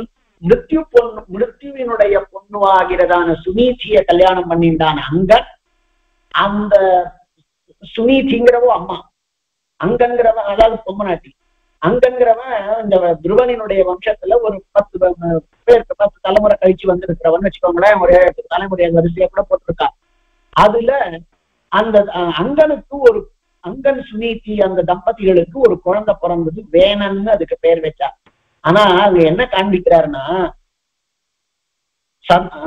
12வது ஸ்லோகம் 13வது அத்தியாயத்துல இதெல்லாம் கீழே நம்ம பார்த்ததுதான். சமாதாமக தோஷேன தேன மிருத்யுஸ்தாத்மஜாஹ, அந்த குழந்தை சுனீதியினுடைய அங்கனுடைய பொண்ணுதான், பிள்ளைதான். ஆனா அவோ ரொம்ப கொடூரமானவனான மிருத்யுவினுடைய பொண்ணான காரணத்தினால தாத்தா கொஞ்சம் பொறுமையானவர், அம்மாவினுடைய அப்பா. அந்த காரணத்தினால இந்த பையன் ரொம்பவே துட்டமா இருக்குதான். யாரு? பிரம்மாவினுடைய மனுவினுடைய வம்சத்துல வந்திருக்கக்கூடிய பிரியவர்த்தன் உத்தானபாதன். அந்த உத்தானபாதனினுடைய பிள்ளை துருவன். அந்த துருவனுடைய வம்சத்துல ஒரு 7-8 தலைமுறை, அதாவது துருவன், சிஷ்டி, பவ்யன் அப்படிங்கிறதா அந்த வம்சம் வளர்ந்துட்டே வரைச்சே ஒரு 7-8 தலைமுறையில அங்கன்னு ஒருத்தன் வரான். அந்த அங்கனுக்கு வேணன்னு ஒருத்தன் சுனீதி மூலமா பிறந்தான். அந்த சுனீதி மிருத்யுவினுடைய பொண்ணான காரணத்தினால இந்த ஜீன்ல இதெல்லாம் வருதுங்கிறது பாத்தீங்களா. அதுக்காக அடியன் சொன்னதுதான் மறுபடியும் உன்னோட ஞாபகப்படுத்துறேன். அவளுக்கு அந்த குழந்தை வந்தது, அது கொஞ்சம் துஷ்டத்தனமா இருந்தது, வேணன்னு அது பெயர் கொண்டு இருந்தது, எல்லாம் எனக்குத்தான் இருக்கணும்னு இருந்தது, நான் தான் வசத்தின்னு இருந்தது, மக்களை எல்லாம் யாகம் பண்ண விடாம பண்ணிட்டு, ரிஷிகளை எல்லாம் நான் தான் எல்லாமே, எதுக்கு எனக்குதான் பண்ணணும், எதுக்கு மற்றவாளுக்கு எல்லாம் பண்றீங்கன்னு ரிஷிகள் எல்லாம் எவ்வளவோ தர்ம முறையில சொன்னா கேட்கல, யாகம் பண்ணக்கூடாதுன்னு சொன்னா அதெல்லாம் கேட்டு அந்த ரிஷிகளுக்கு எல்லாம் கோபம் வந்து தர்மஸ்தம்பத்தால அவனை சாபம் கொடுத்தாள். அவன் அப்படியே இறந்து போய்விட்டான். ஆனா ராஜா இல்லாமல் போயிடுத்து. அவ இறந்து போனான். இந்த ராஜா இல்லாமல் இறந்து போனான்னு உடனே பக்கத்துல இருந்து நிறைய துஷ்டாத்மாக்கள் எல்லாம் பெரிய வீரர்கள் எல்லாம் வந்து எல்லாரையும் ஊரெல்லாம் சூறையாடினாள். அப்படிங்கிற காரணத்தினால அராஜகமானதான தேசம் ஆயிடுச்சுன்னா ரொம்ப கஷ்டம்ங்கிறதுனால இந்த பையனும் போயிட்டாங்கிற காரணத்தினால அந்த வேணனை அவனுடையதான கையில இருந்து மதனம் பண்ணா. சில பேர் தொடையில இருந்துன்றா, இப்ப கையில இருந்து மதனம் பண்ணாளா. அப்படி கையில இருந்து மதனம் பண்ணும் பொழுது முதல்ல ஒரு கண்ணங்கரேல்னு குள்ளமா ஒருத்தன் வந்தான். அவன் வந்து நான் என்ன பண்ணணும்னு கேட்டான். கிம் கரோமி தான் சர்வான் விப்ரானாஹத்வரான்விதா, அந்த குழந்தை நான் என்ன பண்ணணும்னு கேட்ட பொழுது நீ உட்காருன்னு சொன்னாளாம். அதனால அவனுக்கு நிஷீதன்னு சொன்ன காரணத்தினால நிஷாதர்த்தேன அவளுக்கு நிஷாதன் பெயர். அந்த வம்சத்துல வந்தவாள்ல நிஷாதர்கள் அப்படின்னு அவன் வம்சத்துல வந்தவா. அவ அதான் நாம சொல்லக்கூடிய வேடுவர்கள் மாதிரி இருக்கக்கூடியவாள். மறுபடியும் அந்த பூமியானது இதுவாயிடுச்சு, ராஜா இல்லாமல் போயிடுச்சு. அதனால மறுபடியும் அவன் கடையிறாள். அப்படி கரைந்த பொழுது வேங்கனிடமிருந்து கடையப்பட்ட பொழுது புச்சுங்கிறவன் வந்தான். குணவானாக இருந்தான். அவன் வந்த பொழுது அந்த புச்சுவானவன் இந்த பூமியையே கொண்டு மிக சிறந்த முறையிலே கடைந்து இந்த அதாவது பூமியில இருக்கக்கூடிய உத்கிருஷ்டமான வஸ்துக்களை எல்லாம் பெறுவதற்காக அவன் ஏற்பாடு பண்ணான். அந்த பிருச்சுவினுடையதான சரித்திரத்தை 12வது அத்தியாயத்துல சொல்லி மேல பிருச்சு வம்சத்தை சொல்லி அந்த வம்சத்துல பிராச்சீன பர்ஹிஸ் பிராச்சேதசர்கள்னு வந்தார்கள். பிராச்சீன பர்ஹிஸ் அப்படிங்கிறவர்கள் வந்தால் அந்த பிராச்சீன பர்கிகளை கொண்டு இந்த லோகத்தினுடையதான புத்திர சிருஷ்டியை பண்ணணும் அப்படிங்கிறதுக்காகத்தான் இவ எல்லாருமே வராள். அந்த பிராச்சீன பர்ஹிஸுக்கு 10 குமாராள். அவள்லாம் பிராச்சேதசுகள் அப்படின்னு பெயர். இந்த பிராச்சேதசுகள் எல்லாம் தபஸ் பண்றதுக்காக நாங்க போறோம் அப்படின்னு சொன்ன பொழுது பிராச்சீன பர்ஹி சரி நீங்க தபஸ் பண்ணுங்கோ, பெருமாளை நோக்கி தபஸ் பண்ணுங்கோ, சமுத்திரத்துல போய் தபஸ் பண்ணுங்கோ அப்படின்னு சொன்னா அவளுக்கு தாத்தாவான் சமுத்திரம். அதனால அங்க போய் தபஸ் பண்ணா அந்த பிரஜேதசுகள் எல்லாம் பெருமாளை ஸ்தோத்திரம் பண்றாள். இது 14வது அத்தியாயத்துல இருக்கக்கூடிய பிரஜேதசுகள் பண்ணதான ஜலத்துல இருந்து பிரஜேதசுகள் பண்ணதான பகவத் ஸ்துதி அப்படிங்கிறது இது ஒரு ஸ்தோத்திரம் இருக்கு. இந்த 15வது அத்தியாயத்துல 14ல இருக்கக்கூடியதான ஸ்தோத்திரம் 15 ஸ்லோகங்கள் கிட்டத்தட்ட இருக்கு. இந்த பிரஜேதசுகள் பண்ணதான இந்த ஸ்துதியினால பெருமாளும் வெளியில வந்தான், அவளுக்கு அனுகிரகம் பண்ணணும் அப்படின்னு. அப்ப அது சமுத்திரத்தில இருந்து தபஸ பண்ணி அவ எழுந்து வந்த வேளையில பார்த்தா பூமி எல்லாம் வெறும் செடி கொடியா ராஜாக்களிலேயே செடி கொடியா மண்டி போய் கிடக்கு. அப்படின்ற பொழுது எல்லா மரத்தையும் வெட்டுறது அப்படின்னு இவ ஆரம்பித்தாள். அப்படி எல்லா மரத்தையும் வெட்டினா ஒண்ணுமே லோகத்துல மரமே இல்லாம போயிடுச்சுன்னா தப்புங்கிற காரணத்தினால ஓஷதிகளுக்கு தலைவனான சோமன், அந்த சோமன் வந்து கை கூப்பிட்டு அப்பா இப்படி எல்லா மரத்தையும் வெட்டுறது அப்படின்னு பண்ணாதீர்கள், உங்களுக்கு அத்தனை பேருக்கும் என்னுடைய பொண்ணு ஒத்தி இருக்கா, மாரிஷான்னு பெயர், அந்த மாரிஷாங்கிற பொண்ணை உனக்கு கல்யாணம் பண்ணி கொடுக்குறேன் அப்படின்னு. எப்படி அந்த மாரிஷா வந்தாள் அப்படின்னா கண்டூன்னு ஒரு மகர்ஷி இருந்தார். அவன் சொல்றான், அந்த சோமன் சொல்றான், கண்டூன்னு ஒரு மகர்ஷி இருந்தார். அந்த மகர்ஷி மகா தபஸ்வியான அந்த மகர்ஷி தபஸ் பண்ணிட்டு இருக்கிற பொழுது அந்த இடத்துல மாரிஷா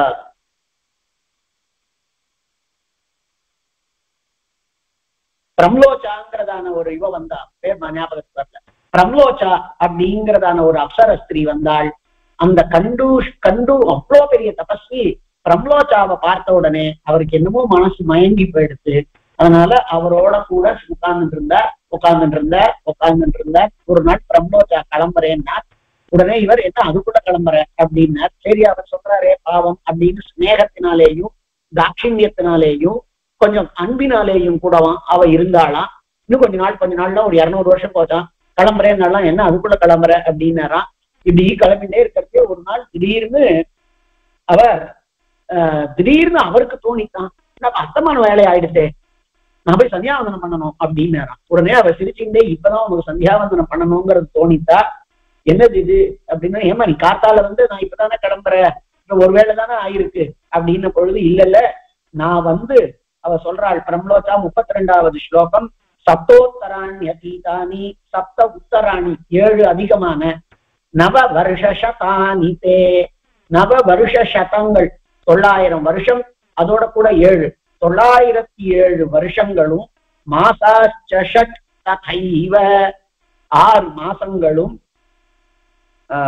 ததைவான்யத் சமதீதம் தினத்ரயம், நான் வந்து 907 வருஷம் 6 மாசம் 3 நாள் ஆயிடுச்சு, 907 வருஷங்களா நான் உங்களோட இருந்துட்டு இருக்கேன், இன்னைக்குதான் உனக்கு சந்தியாவந்தனத்தை பத்தி ஞாபகம் வந்துருக்குன்னு உடனே இவர் தன்னையே வெறுத்துக்கிறார். அடாடா அப்படின்னு, தபாமி ஸ்ரீநஷ்டானி ஹதம் பிரம்ம பிரம்மகிதானம், பிரம்ம வித்துக்களுக்கெல்லாம் சொத்தா இருக்கக்கூடிய வேதத்தை எழுந்து நிற்கிறேனே, தபஸை எழுந்து நிற்கிறேனே, விவேகம் போயிடுத்து, யோஷி மோகாய நிர்மிதா, அந்த பெண்கள்ங்கிறவர்கள் எல்லாம் மோகத்துக்காகத்தான் படைக்கப்பட்டிருக்கிறார்கள் முதல்ல அவர் புலம்புறார். அப்புறமா அவளை சொல்லி என்ன பிரயோஜனம்னா என் பேர்ல தான் இது எல்லாமே தோஷம் அப்படின்னு அவர் காண்பிக்கிறார். கச்ச பாபே யதா காமம் எக்காரியம் தத்கிருதம் ஸ்வயா அப்படின்னு கோபத்துல சொன்னாலும், அதவா தவ கோ தோஷா கிம்பா குப்யாம்யஹம் தவ, நான் உன் பேர்ல ஏன் கோபித்துக் கொள்ள வேண்டும், மமைவ தோஷோதி தராம் ஏனாஹமத் அஜிதேந்திரியா, இந்திரிய நிகிரகம் இல்லாமல் நான் நடந்துக்கிட்டேன் உன்னை கோபித்துக் கொள்ளுவானேன்னு சொன்னா, அவளுக்கு இவ்வளவு நாளா எங்கேயாவது கோபித்துடுவாரோ ஏதாவது சாபம் கொடுத்துருவாரோன்னு இருந்தது. இவர் நல்ல வேளையா விவேகம் வந்து அவளை மாத்திர குறை சொல்லி என்ன பிரயோஜனம்னு சொன்னதுனால அவ வந்த வழியில போனாள். அவ போர்ச்சே இவருடைய கர்ப்பத்துல கர்ப்பாதானம் பண்ணியிருக்க அந்த சுக்கிரத்தினுடையது காத்துல அப்படி தெரிச்சுதான், அந்த காத்துல தெரிச்சதெல்லாம் இலைகள் பல இலைகள்ல பட்டுதான், அது எல்லாவற்றையும் இந்த சோம தேவதையானவன் சேர்த்து ஒரு இடத்துல வைத்து அந்த விரக்ஷத்திலிருந்தே அவளை உருவாக்கினானாம். அதனால விரக்ஷத்திலிருந்து வந்தாள், சோமதேவத்தையிடமிருந்து வந்தாள், கண்டுவினுடைய பொண்ணுங்கிறதுனால இவ 3 பேருக்குமே அவள் பொண்ணாக சொல்லப்படக்கூடியவள். என் பொண்ணு அப்படின்னு சோமன் சொல்றான். கண்டுவினுடையதான வம்சம் அப்படின்னு சொல்றான். விருட்சங்களாலே காப்பாற்றப்பட்டிருக்கக்கூடியது அந்த வார்ஷேயி, அவளை உங்களுக்கு கல்யாணம் பண்ணி கொடுக்கிறோம். அவ நல்ல குணவத்தியான பொண்ணு, அவளை நீங்க கல்யாணம் பண்ணி கொள்ள வேண்டும்னு அவ பிரார்த்திக்கிறான்.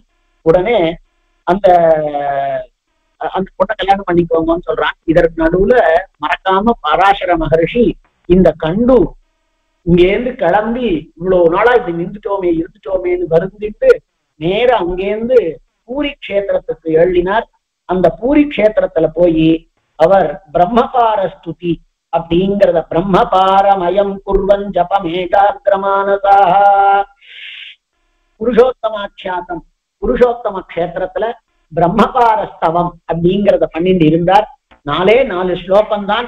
ஆனா அத்தியுதமானதான வேதாந்தார்த்தத்தை கொண்டிருக்கக்கூடிய கண்டூகிருதமான பிரம்மபாரஸ்தவம் அப்படிங்கிறது அடுத்த ஸ்தோத்திரம். அதுக்கப்புறமா அதை சொல்லி அது அவசியம் இல்லை பார்த்தோம். ஆனா கூட நம்ம ரிஷி பராசரர் நமக்காக அதெல்லாம் அனுபவித்தார். அவர் அப்படியே போயிட்டாருன்னு சொல்ல வேண்டியதானே. அந்த பிரம்மபார ஸ்துதியையும் சொல்லி அதை மைத்திரையர் கேட்கிறார். அது அவ்வளவு உட்கிட்ட பெயரே பிரம்மபாரம் இருக்கே, அதை சொல்லும்போது அந்த பிரம்மபார ஸ்துதியை சொல்றார். அந்த பிரம்மபார ஸ்துதியை சொல்லி அவர் போனார்னு சொல்லி சோமன் இந்த பொண்ணை நீங்க கல்யாணம் பண்ணிக்கணும்னு சொல்லி அந்த பிராச்சேசஸ்களும் அவளை கல்யாணம் பண்ணி கொண்டான் அப்படிங்கிறத சொல்லி அதை பிடித்து அதுக்கப்புறமா அவள்கிட்ட இருந்து அந்த சோமன் சொல்லும் பொழுது இங்க இருந்து ஒரு தக்ஷ பிரஜாபதி வருவான். அந்த தக்ஷ பிரஜாபதியினுடையதான ஒரு வம்சம் எல்லா விதத்திலேயும் உத்கிருஷ்டமானதாக இருக்கும் அப்படிங்கிறதாக காண்பிக்கிறார் அந்த தக்ஷ பிரஜாபதி. அந்த தக்ஷ பிரஜாபதியினுடையதான குமாராள்லாம் ரொம்ப உத்கிருஷ்டமானவாளா இருப்பாள்னு அவர் காண்பித்தார். அதற்கு மேல கீழவே நாம சொல்லி இருக்கக்கூடியதான வம்சம் இது 15வது அத்தியாயம், பெரிய அத்தியாயம். அது முடிஞ்ச உடனே 16வது அத்தியாயம், பெரிய அத்தியாயம். அது 156 ஸ்லோகங்கள். அந்த மற்ற இருக்கக்கூடியதான இன்னும் என்னென்ன குழந்தைகள் எல்லாம் மற்றவாள் எல்லாம் சொல்லணுமோ அவ எல்லாரையும் சொல்லி அந்த சொல்லிக் கொண்டு வரக்கூடியதான கிரமத்துல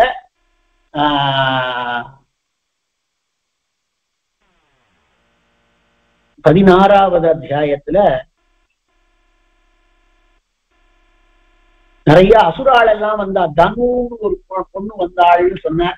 அந்த தனுவினுடையதான புத்திரர்கள் தான் தானவர்கள்னு சொன்னீரே, அந்த தனுவினுடைய வம்சத்தை பத்தி எனக்கு சொல்லணும்னு சொன்ன உடனே அந்த தனுவுக்கு 2 பிள்ளைகள், ஹிரண்யாக்ஷன், ஹிரண்யகசிப்பு. அந்த ஹிரண்யகசிப்புவுக்கு புத்திரன் பிரகலாதன் அப்படின்னு சொல்லி அந்த பிரகலாதனினுடையதான சரித்திரத்தை சொல்லறதுக்கு விஸ்தாரமா பிரகலாதனினுடையதான சரித்திரத்தை காண்பித்து, ஆனால் நிருசிம்மாவதாரத்தை ரொம்பவும் சுருக்கமா சாதாரணமாக காண்பித்து விட்டார். ஒரு விலட்சணமானதான நிருசிம்மாவதார ஸ்துதி இது. ஏன்னா பிரகலாதான பத்தி விலட்சணமா சொன்னார். ஆனா நிருசிம்மாவதாரத்தை சாதாரணமா அவர் ஸ்தோத்திரம் பண்ணார் அப்படின்னு சொல்லி முடித்தார். அது பிரகலாத உபாக்கியானம் 20வது அத்தியாயம் வரைக்கும். அதுக்கு மேல கஷ்யப்பரியினுடையதான வம்சம் மேல வளர்றது அப்படிங்கிறத சொல்லி அந்த கஷ்யப்ப பிரஜாபதிக்கு தான் தனுங்கிறவாள்லாம் மனைவிகள் அப்படின்னு சொல்லி அந்த தனுவுக்கு தான் ஏற்பட்டவர்கள் சொல்லி அந்த கஷ்யப்ப தித்தி அதித்திங்கிறவர்களும் தனுங்கிற பொண்ணு மனைவிங்க இருந்தாங்கிறதுல தித்தி அதித்திக்கு தான் தைத்தியர்களும் ஆதித்யர்களும் இருந்தான்னு சொல்லி தனுவுக்கு தஞ்சர்கள்னு சொல்லி அந்த தமிழர்களுடைய வம்சத்துல வந்தவன் தான் இந்த பிரகலாதன்கிறத சொல்லி பிரகலாதனுக்கு கீழே அந்த வம்சத்தை காண்பித்தார். அதுக்கப்புறமா மேல இருக்கக்கூடிய 21வது அத்தியாயத்துல அந்த கஷ்யப்பரையினுடைய மற்ற சந்ததிகளை எல்லாம் சொல்லி 22வது அத்தியாயத்துல இந்த ஜகத்தினுடையதான நிலை எப்படி இருக்குங்கிறது சொல்லி அதற்கு மேல எல்லாமே இந்த ஜகத்துல இருக்கக்கூடியது எல்லாமே எம்பெருமானுடையதான அம்ச சம்பந்தப்பட்டதுதான்ங்கிறதாக சொல்லி எல்லாமே எத்தனை ராஜாக்கள் உண்டோ, எத்தனை உத்கிருஷ்டமானதான வஸ்துக்கள் உண்டோ கீதையினுடையதான அந்த அத்தியாயம் மாதிரி இந்த அத்தியாயத்திலையும் சொல்லி கடைசியில அந்த பெருமாளினுடையதான அஸ்திரபூஷணாத்தியாயம் மாதிரி எல்லாமே எப்படி அஸ்திரபூஷணங்கள் எல்லாம் லோகத்து தத்துவங்கள் எல்லாம் அஸ்திரபூஷணங்கள் மாதிரி பெருமாளுக்கு இருக்கோ அப்படின்னு உடனே அது என்ன அஸ்திரபூஷணாத்தியாயம், அது எனக்கு சொல்லணும்னு மைத்திரையர் கேட்ட. இந்த லோகத்தினுடையதான என்னென்ன விதமானதான தத்துவங்கள் உண்டோ அது எல்லாமே எம்பெருமானிடத்திலேயே அடங்கி இருக்கின்றன அப்படிங்கிறதாக ஒவ்வொரு அம்சமாக ஒவ்வொரு அம்சமா, அதாவது எந்த தத்துவம் என்ன மாதிரி இருக்கிறது, புருடன் மணிபரமாகங்கிறத இந்த பாசுரம் போட்டே சொன்னோம். அதை சொல்லி இது எல்லாமே எம்பெருமானனுடைய அம்சங்கள் தான். ஞானி மூர்த்தான்யமூர்த்தானி யான்யத்ரான்யத்ரவா க்வசித் சந்தி வை வஸ்து ஜாதானி தானி சர்வாணி தத்வபு, எல்லாமே அவனுடையதான உடம்புதான். அதனால இது எல்லாமே ஹரிதான், இதை தவிர எதுவுமே இல்லை அப்படின்னு சொல்லி எல்லாமே இது பெருமாள் தான் சொல்லி இந்த அத்தியாயத்தினுடையதான முடிவுல யார் ஒருத்தர் முதல் அம்சத்தை நான் இந்த மாதிரி சொன்னேன் உனக்கு, யார் இதை புஷ்கர ஸ்நானம் பண்ணி கார்த்திகை மாசத்துல பௌர்ணமி அன்னைக்கு இதெல்லாம் பண்றாளோ 12 வருஷத்துக்கு அந்த பலன் உனக்கு கிடைக்குங்கிறதாக சொல்லி தேவரிஷி பித்ருகந்தர்வ யக்ஷாதீனாம் ச சம்பவம் பவந்தி ஸ்ருங்கத பும்சோ தேவாத்யாவரதாம்னே. இப்படி தேவர்கள் ரிஷிகள் அந்த லோகத்தில் இருக்கக்கூடிய எல்லாவற்றினுடையதான சம்பவம் தோற்றத்தையும் பற்றி சொல்லக்கூடிய இந்த அத்தியாயத்தை யார் யாரெல்லாம் அம்சத்தை யார் யாரெல்லாம் கேட்கிறாளோ அவ எல்லாருக்கும் தேவர்கள் எல்லாருமே வேண்டிய வரங்களை அளிப்பவர்களாக ஆகுவார்கள்னு சொல்லி முதல் அத்தியாயத்தை தலை கட்டினார். பெரிய விஷயங்களை உள்ளடக்கி இருக்கக்கூடியதான அத்தியாயத்தினுடைய பரமசாரம் இதுவே கிட்டத்தட்ட 1.5 மணி காலம் ஆயிடுச்சு. ஆனா இதுதான் முதல் அத்தியாயத்தினுடைய பரமசாரம். அதே எனக்கு நேற்றுக்கு முழுக்க இந்த உபன்யாசம் முடித்த பிறகு முழுக்க இதை உட்கார்ந்துட்டுதான் பார்த்தேன். கிட்டத்தட்ட ஒரு 4-5 மணி சாவகாசம் இதை பார்த்தேன். இதை பார்த்ததுல ஒரு தெளிவு, இது என்ன சொல்ல வந்திருக்கார் அப்படிங்கிறது திருப்பி பார்த்துட்டு இருந்தால்தான் வருங்கிறது இதுல இருந்து தெரியறது. அப்படியே எனக்கு இந்த ஒரு பெரிய பாக்கியம், இந்த மாதிரி இத்தனை பேர் கேட்கறதுங்கிறதும் அதுக்காக கொஞ்சம் புஸ்தகத்தை பார்க்கறதுங்கிறதும் கொஞ்சம் புஸ்தகத்தை பார்த்து சொல்ற இந்த ஒரு மணி நேரம் 1.5 மணி நேரம் பார்க்கக்கூடிய ஒரு 3 மணி நேரம் 4 மணி அவகாசம் நமக்கு வேண்டாத விஷயங்கள்ல புத்தி போகாது. அந்த வாய்ப்பை ஏற்படுத்தி கொடுத்ததான எல்லாருக்கும், இந்த பாகவதாளுக்கும் இந்த விஷ்ணு புராண கர்த்தாவிற்கும், இத்தனை கேள்விகள் விடாம கேட்ட மைத்ரேயருக்கும், நம்மளுடையதான பூர்வாச்சாரியாளுக்கும், அடியனுடையதான திருத்தோப்பனார் முதலியதானவாளுக்கும் அடியனுடைய தன்யவாதங்களை சமர்ப்பித்துக் கொள்கிறேன். கவிதார்க்கிக சிம்ஹாய கல்யாண குணசாலினே ஸ்ரீமதே வெங்கடேஷாய வேதாந்த குரவே நமஹ.